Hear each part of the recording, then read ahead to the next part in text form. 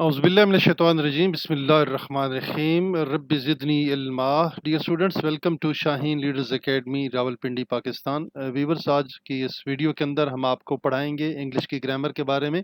और इंग्लिश की ग्रामर का बहुत ही इंपॉर्टेंट पोर्शन है, that is known as the tenses. तो आज हम टेंसेस के बारे में पढ़ेंगे। टेंस क्या होती है, इसकी कितनी टाइप्स होती हैं, एक टेंस को आप किस तरह उर्दू के सेंटेंस के अंदर रिकग्नाइज कर सकते हैं। अगर वही इंग्लिश का सेंटेंस आपके सामने हो तो आप उसको किस तरह रिकग्नाइज करेंगे, किस तरह आइडेंटिफाई करेंगे कि इसका किस टेंस के साथ ताल्लुक है। तो आज हम बड़ी डिटेल से पढ़ेंगे टेंसेस के हवाले से। जो मेन चीज़ें हैं वो हम आपको बताएंगे। फॉर एग्जांपल, आज हम पहली टेंस पढ़ने वाले हैं, प्रेजेंट इंडेफिनिट टेंस। ठीक है, तो इस प्रेजेंट इंडेफिनिट टेंस का जो आइडेंटिफिकेशन है उर्दू लैंग्वेज के अंदर और इंग्लिश लैंग्वेज के अंदर, इसकी क्या पहचान है, आप किस तरह पहचान सकते हैं, ये हम तफसील से पढ़ेंगे। इसके जो सेंटेंसेस हैं वो किस तरह बनाए जाते हैं, उनका स्ट्रक्चर क्या होता है, और एक शॉर्ट सा फार्मूला भी हमने आपके लिए तरतीब दी है जिसकी मदद से आप पूरी टेंस को आसानी से याद कर सकते हैं। साथ ही हमने डिफरेंट एग्जांपल्स दी हैं, आपके लिए फिकरात भी लेके आए हैं जिनकी मदद से हम आपको मजीद एक्सप्लेन करेंगे कि आप टेंस को किस तरीके से अच्छे तरीके से याद कर सकते हैं। जी, सबसे पहले हम देखते हैं कि टेंस एंड इट्स काइंड्स या इट्स टाइप्स, एक ज़माना और उसकी कुल कितनी अकसाम हैं, ये हम देखेंगे। जिस तरह के आप सब बेहतर जानते हैं कि ज़माने की कुल 3 किस्में हैं। गुज़रे हुए ज़माने को पास्ट कहते हैं, मौजूदा को आप प्रेज़ेंट कहते हैं, और आने वाला ज़माना हमेशा फ्यूचर कहलाता है। अब इनकी फर्दर सब डिवीज़न की गई है। इन 3 मेन टेंसेस को फर्दर 4 अदर सब ब्रांचेस के अंदर डिवाइड किया गया है, सब टाइप्स के अंदर डिवाइड किया गया है। तो जिस तरह की प्रेज़ेंट इंडेफिनिट टेंस है, प्रेजेंट कंटिन्यूअस है, प्रेजेंट परफेक्ट है, and present perfect continuous tense है। इसी तरह पास्ट की भी ये चारों हैं, इंडेफिनिट है, कंटिन्यूअस है, परफेक्ट है, एंड परफेक्ट कंटिन्यूअस है। Same is the case with the future indefinite, future continuous, future that is perfect, and future perfect continuous.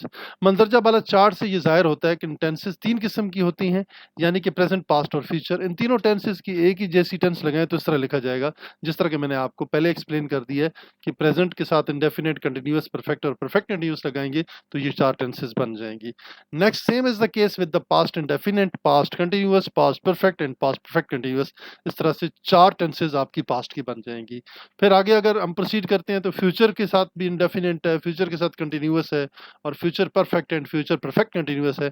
तो ये टोटल 4 टेंसेस इसकी हैं। तीनों के साथ जब आप मल्टीप्लाई करेंगे तो टोटल आपका 12 टेंस बनेंगे। तो इनसे हमें ये ज़ाहिर हो गया है कि जो अंग्रेज़ी ज़बान में हमने टेंसेस पढ़नी है वो हमने 12 टेंसेस पढ़नी है। 12 टेंसेस को हम इंशाल्लाह अपने इस तमाम चैनल के ऊपर 1 बाय 1 पढ़ेंगे और रोज़ाना एक टेंस हम करके बताएँगे, और उसको समझने का तरीका भी हम आपको बताएँगे, और उसका जो स्ट्रक्चर है, आइडेंटिफिकेशन है, फ़ार्मूलाज़ हैं और डिफरेंट एग्ज़ाम्पल्स हैं, उनके ज़रिए से हम आपको पढ़ाने की और समझाने की कोशिश करेंगे।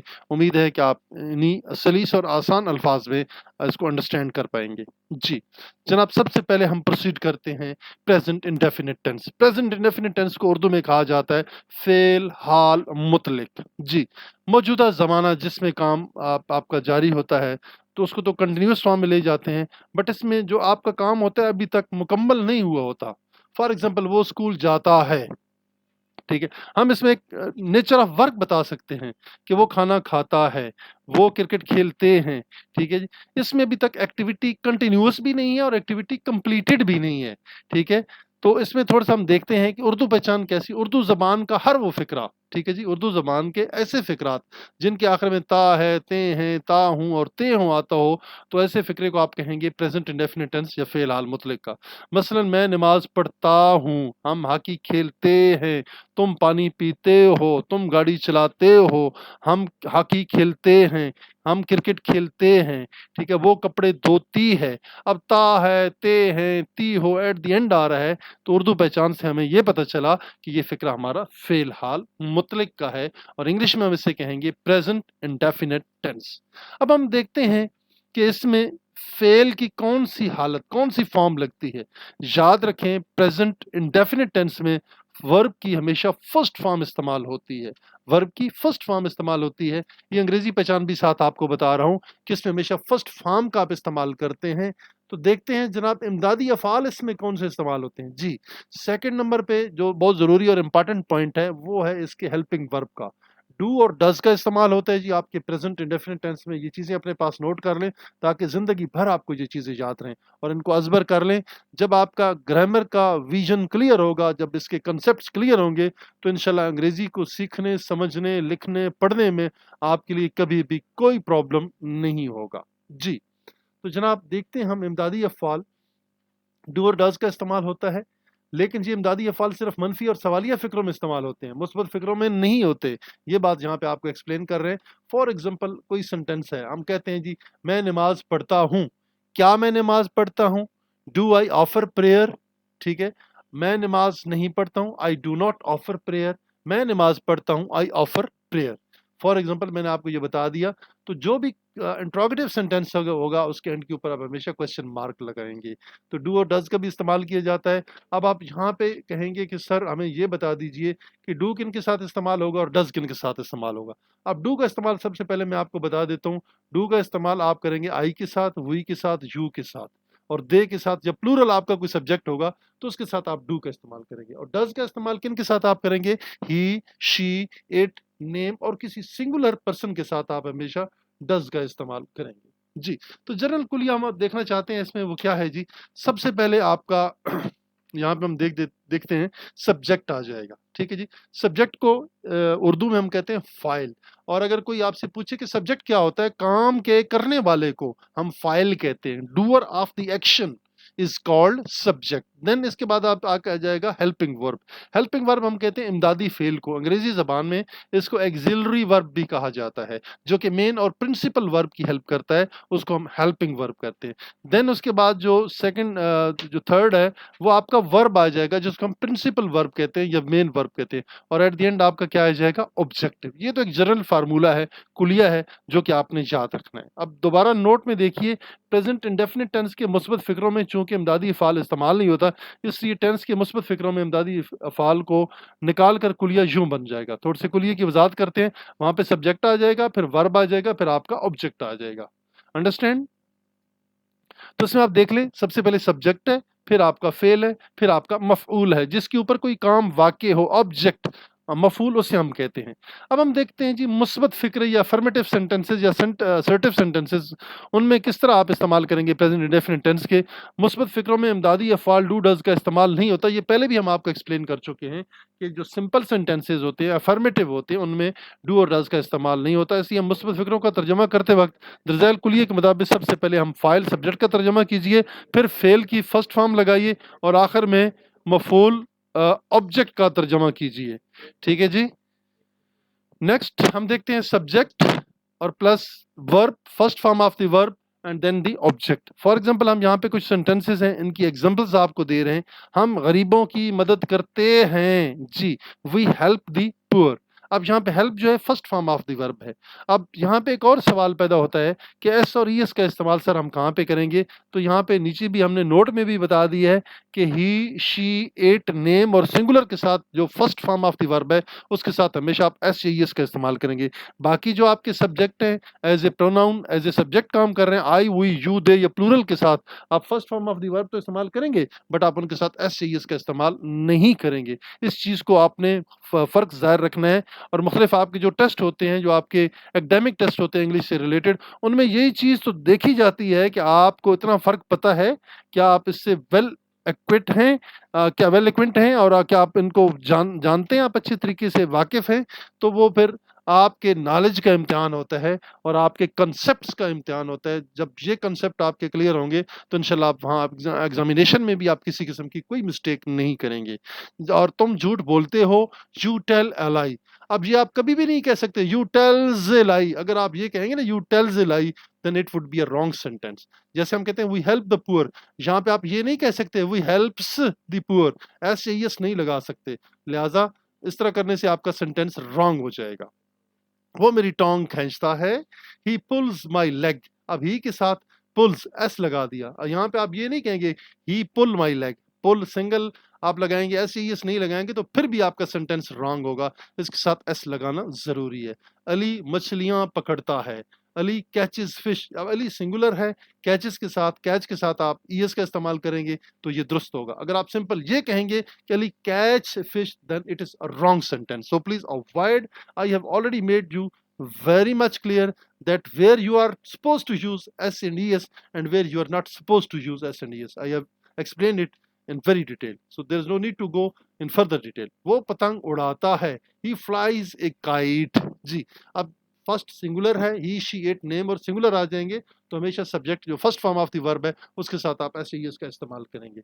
अब नोट में भी ये चीज़ें एक्सप्लेन कर दी हैं। मुस्बत फिक्रों में ही शी इट या कोई दूसरा वाहिद फाइल सिंगुलर सब्जेक्ट इस्तेमाल हुआ हो तो वर्ब की फर्स्ट फॉर्म के साथ एस या ई एस और बाज़ औकात में आई एस का भी इस्तेमाल किया जाता है। आगे फ़िक्रा नंबर 3, 4 और 5 हम आपको बताएंगे। ठीक है, फ़िक्रा नंबर 3 में भी हमने ये देख लिया है। ठीक है, और फ़िक्रा नंबर 4 में भी ई एस का इस्तेमाल किया है और फ़िक्रा नंबर 5 के अंदर भी हमने इस्तेमाल कर दी है।